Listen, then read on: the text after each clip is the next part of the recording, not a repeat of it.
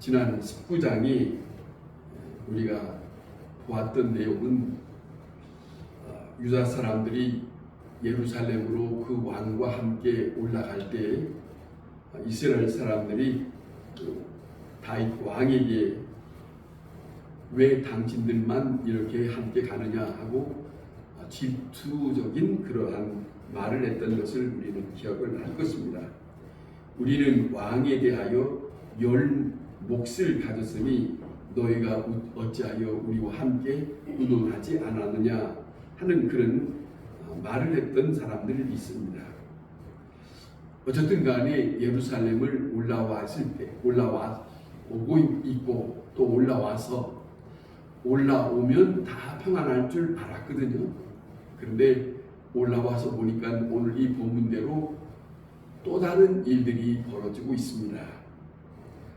세바라고 하는 베냐민 지파의 사울 족속에 있는 그런 사람이 이스라엘 사람 중에 있는 그 모든 사람들을 동원해서 나팔을 불면서 오늘 이 본문에 기록된 대로 다윗과 나눌 분깃이 우리는 없다. 아주 선을 긋는 얘기를 합니다. 우리는 다윗과 함께 분깃을 나눌 수 있는 것이 없다. 다윗 왕을 따라야 되느냐? 우리는 우리대로 다시 가서 새로운 나라를 세워야 되느냐 하면서 나팔을 불었던 그런 일들이 오늘 이 본문에 나타납니다. 그렇게 하니까 이스라엘 사람들이 다윗을 따르지 못하고 머뭇거리고 있습니다. 그래서 오늘 이 본문대로 다윗이 아마사에게 명령을 합니다. 너는 나를 위하여 3일대로 유다 사람들을 소집하여 거기 있으라라고 소집 명령을 그렇게 내렸습니다. 그런데 이 아마사가 이 명령을 받았지만은 감당하기가 어려웠는지 이 일을 하는데 지체하는 모습이 있었습니다. 자, 지체되었다고 하는 그 시간 때문에 다윗이 다시 아비새라고 하는 사람에게 새로운 명령을 내립니다. 그러니까 이중 명령을 내리는 것이죠.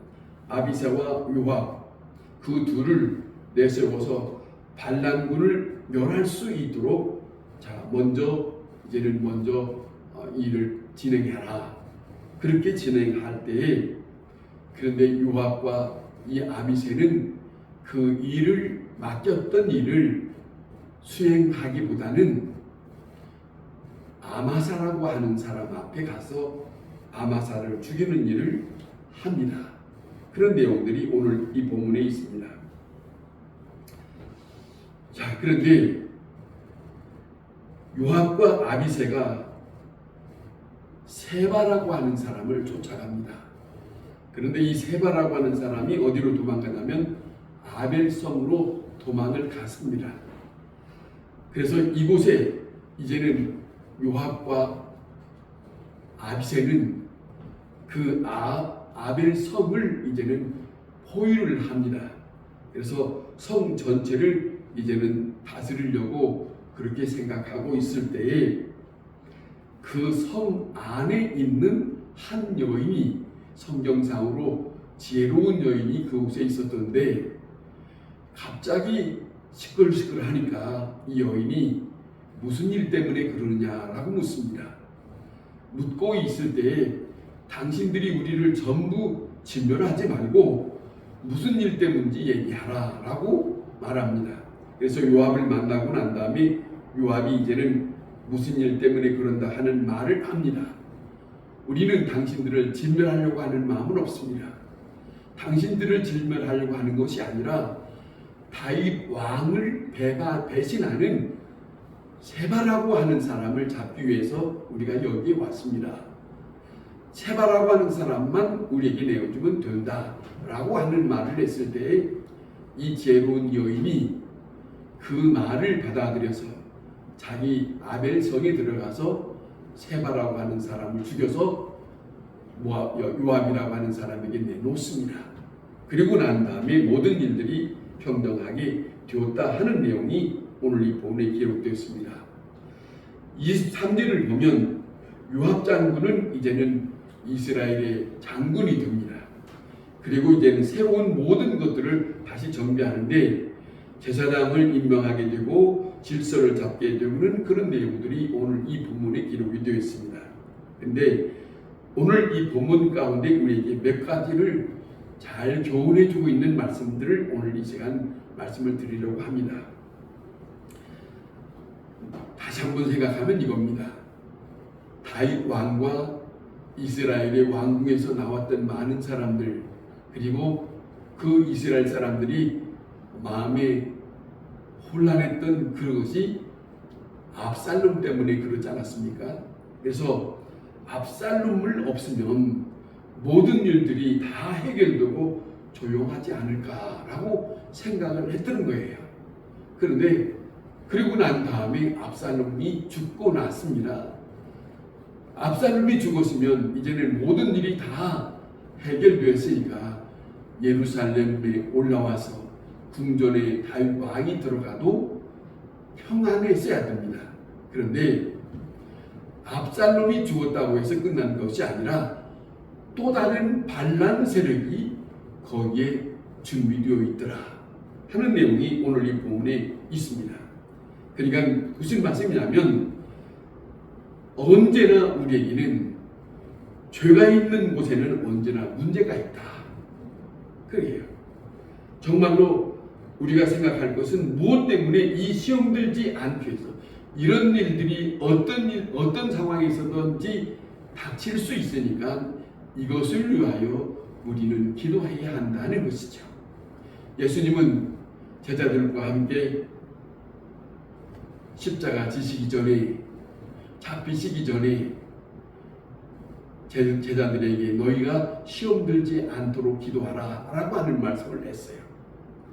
그리고 난 다음에 예수님이 잡혀갖고 그 다음에 이 베드로라고 하는 사람은 법정에서 다른 사람의 질문 속에 예수님을 배신하는, 3번을 배신하는 말을 하는 일들을 겪고 그는 후회하는 일들, 닭이 우는 것을 보고 예수님의 말씀을 다시 기억하는 일들을 생각했던 시간들이 있었습니다. 언제든지 일이 잘 될 때든지 일이 잘 안 될 때든지 우리에게는 시험거리가 다가옵니다. 어느 누구든지 어느 때든지 평안한 날은 없습니다. 평안할 때라도 시험이 닥칠 수 있고 평안하지 않을 때라도 시험이 닥칠 수 있는 것이 우리 인간사가 아닙니까? 그렇기 때문에 언제든지 시험 들지 않도록 믿음을 잘 지켜갈 수 있도록 우리는 기도해야 할 것이다 하는 말씀입니다. 두 번째, 여기에 다윗이 왕궁에 들어와서 후궁 10명을 부릅니다. 그 10명이 자기 아들 압살롬으로 인해서 어떻게 됐다는 것을 잘 알고 있지 않습니까? 그래서 그들의 몸이 더럽혔다고 하는 걸 알고 이들을 별도로 별관에 가두어 놓고 먹을 것만 두고 밖을 나오지 못하고 그리고 생과부로 지낼 수 있는 그렇게 만들었던 일들이 오늘 이 본문에 나옵니다. 다시 말하면 이런 거예요. 이 사람들에게는 자기 의지가 아닌 강제적인 것입니다. 어찌할 수 없는 일이지만은 자기들로서는 무기력하고 물리칠 수 없는 입장이었습니다. 그러나 우리가 생각할 것은 그것이 용서될 수 있는 것이 아니라는 겁니다. 다시 말하면 죄는 죄라는 거예요. 내가 이룰 수밖에 없었다고 정당화다 할 수 있는 입장이 아니라는 것이 우리의 삶 속에서는 언제든지 닥칠 수 있다 하는 거예요. 만일에 이들이 후궁이기 때문에 다윗이 피난길에 갔을 때 다윗을 따라갔더라면 그런 생각도 해봅니다. 그런데 그들은 다윗을 따라갈 마음이 없으니까 남았던 거 아니겠습니까? 자, 우리는 이 세상 살면서 어찌할 수 없이 불가피한 사건들을 만날 때가 있습니다.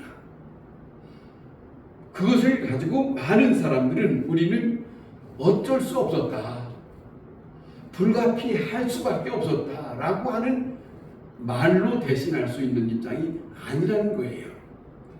다시 말하면 우리가 살아가는 동안에 성도의 명분을 더럽혀서는 안 된다.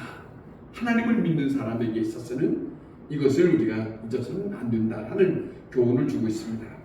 그 다음에 하나님의 명령을 수행할 수 있는 것을 받았다면 지체해서는 안 된다 하는 거예요. 오늘 할 일을 내일로 미뤄서는 안 된다. 하나님 앞에서 합당치 않는 것이다 그거예요. 내일로 미루는 것은 합당치, 오늘 명령을 받았으면 오늘 해야 할 일이다.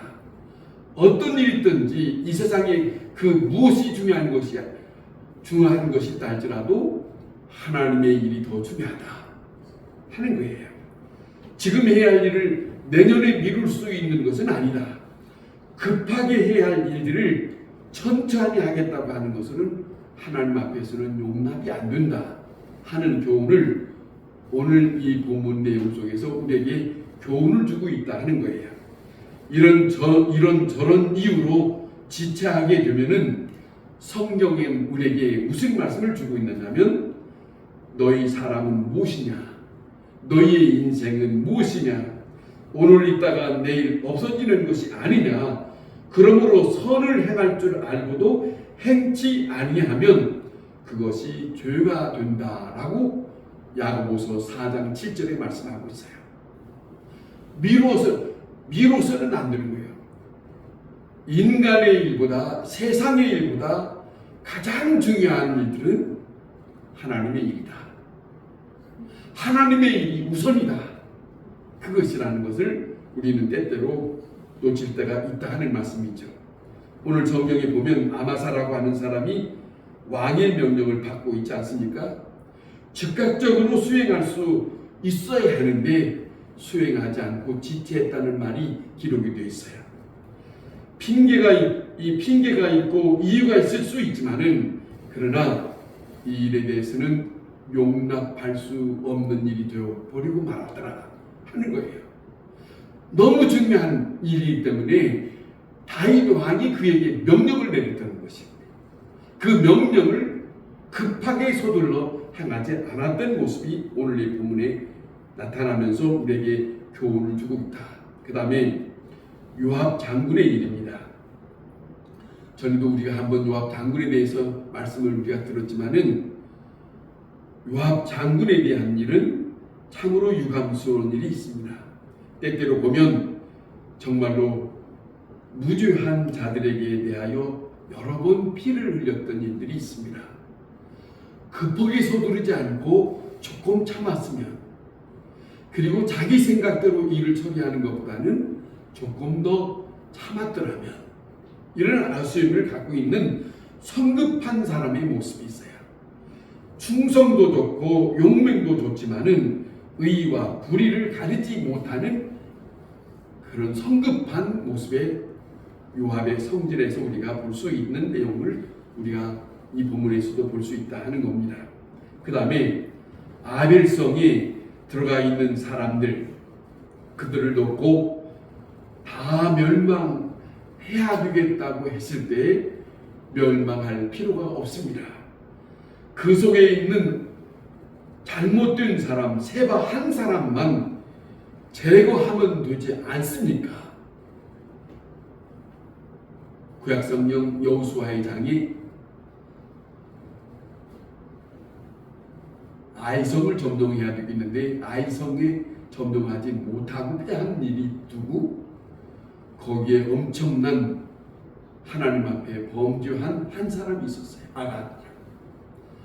하나님은 모든 사람들에게 화살을 쏘고 그 일을 패배하게 한 이유는 한 사람 때문이었다 이겁니다. 그러니까 중요한 거예요. 한 사람 때문에 모든 사람이 죽을 수 있는 입장이 될 수도 있어요.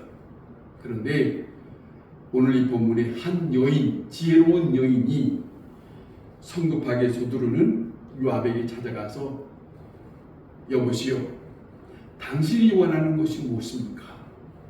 묻는 거예요. 어찌하여 우리를 전부 진멸하라고 합니까? 당신이 원하는 것이 무엇입니까? 물었습니다.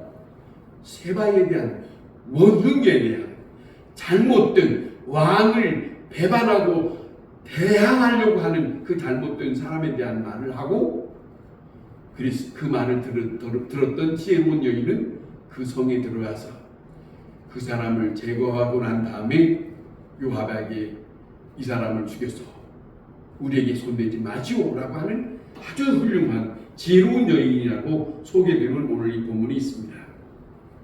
그런 겁니다. 세바를 제거했을 때 그겁니다. 요압 장군으로 말미암아서 멸망될 수 있는 그런 일을 중단시킬 수 있었던 지혜로운 여인, 그것이 오늘 우리가 살아가는 가운데서도 필요한 부분이다. 그거지요. 엉뚱하게 한 사람 때문에 많은 사람이 피해볼 수 있는 입장에 있잖아요. 그렇게 하면 안 되죠. 그러지 마십시오. 왜 많은 사람이 피해봅니까?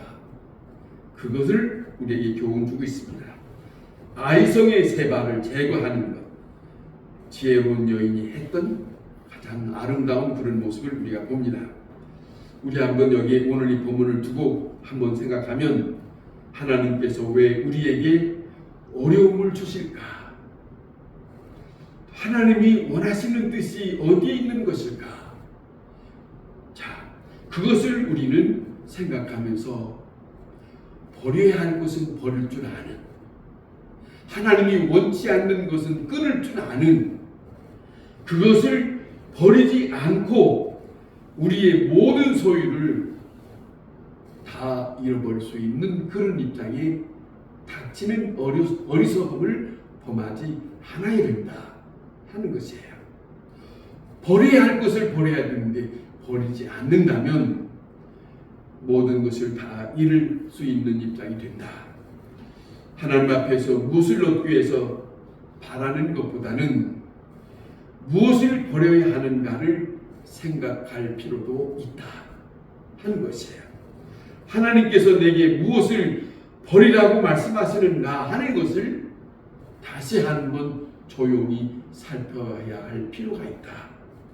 그것을 깨닫고 그것을 응답하면서 살아가는 것이 그리스도의 삶이라고 하는 것을 오늘 본문의 내용 속에서 우리에게 교훈해주고 있는 그런 말씀이 오늘 본문의 말씀입니다. 이 말씀을 다시 한번 집에 돌아가서 읽고 난 다음에 오늘 들었던 말씀을 이해가 될 수 있는 내용을 알게 될 것입니다. 기도하겠습니다.